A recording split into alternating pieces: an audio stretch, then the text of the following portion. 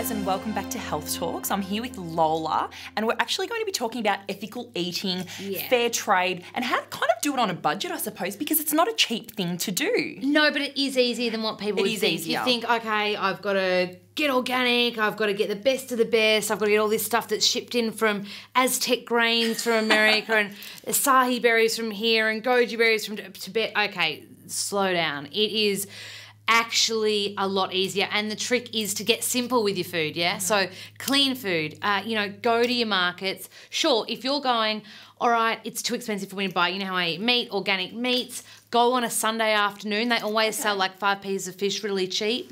Trying to get rid of something. And you do the same with fruit and veggies as well. Totally with fruit and veggies. If you go at the end of the day, you're going to get your fruit and veggies cheap. And remember, you're voting with your dollar. So every purchase you make, you're supporting, whether it be a local farmer, whether it be, a local health food store, organic shop. And that's what we're really trying to do, isn't it? I mean, absolutely.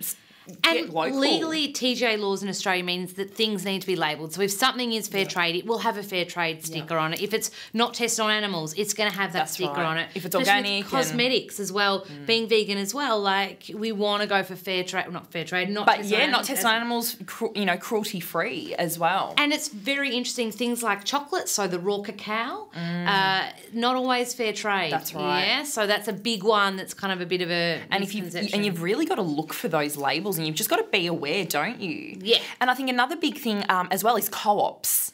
Good idea. So co-ops are really, really cool. Co-ops are basically you just get with the people in your neighbourhood, get to know them really, really well, and buy in bulk. And it gets divided between households. And you can do it with things like grains, bulk food. That's it. But you can also do it with cleaning products. Amazing. And how good to buy a big vat of, dishwashing liquid and just decant it as you need it. And it's clean products. I mean, one of my favourite co-ops in Melbourne, because I live in Melbourne, literally you go in and you can actually order a meal that's made by, and everyone volunteers. It's so much fun. The other thing, and Adele, this might sound a bit out there, but you can grow your own. Hey, there's nothing wrong with growing your own. Why not? Even if you don't have the space, set up a little windowsill garden.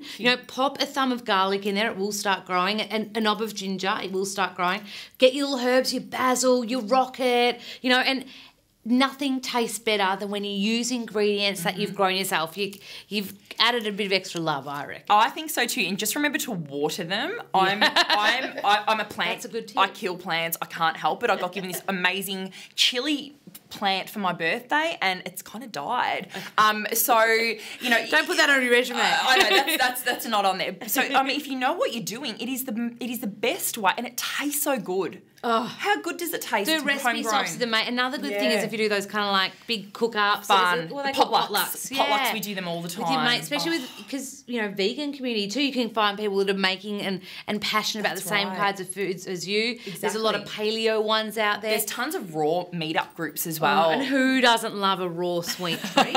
Well, that's right. We all love them. I made raw pumpkin pie the other night. Oh, yeah, how good's pumpkin pie? But that's my point. It's not about missing out, and this is a bit off a sustainable thing, but it's not about missing out on your favourite things. No. It's about having a healthy alternative. So if you're going to pull something out, always put something in. That's right.